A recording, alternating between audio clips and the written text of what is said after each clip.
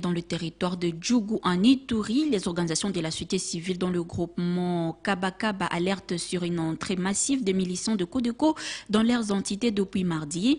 Elles affirment que ces derniers possèdent plusieurs machines d'exploitation d'or et menacent les habitants de la région, situation qui est à la base d'une panique généralisée des habitants de ce groupement. Les autorités territoriales se réservent jusqu'à présent de se prononcer, n'est-ce pas, Franck Assanté?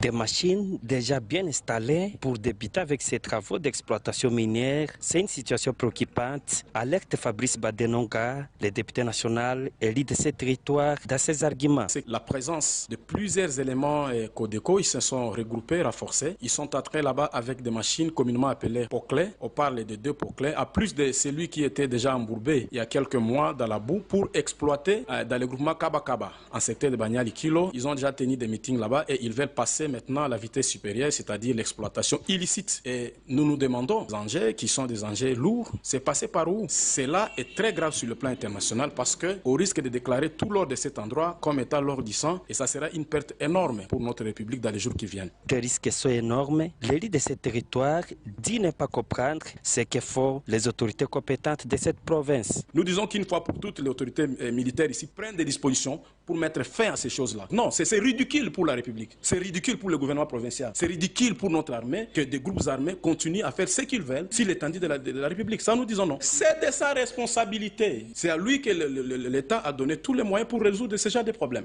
Et donc, je lui demande de faire déguerpir ces gens, tout simplement. C'est clair comme l'eau de roche. Notons que l'exploitation illicite des ressources naturelles par des groupes armés locaux mais aussi étrangers dans cette province a été toujours décriée plusieurs fois par les couches sociopolitiques de cette province, notamment dans les territoires de Ndjougou ainsi que Irumu, Bunia. Franck Assanté, Top Congo FM.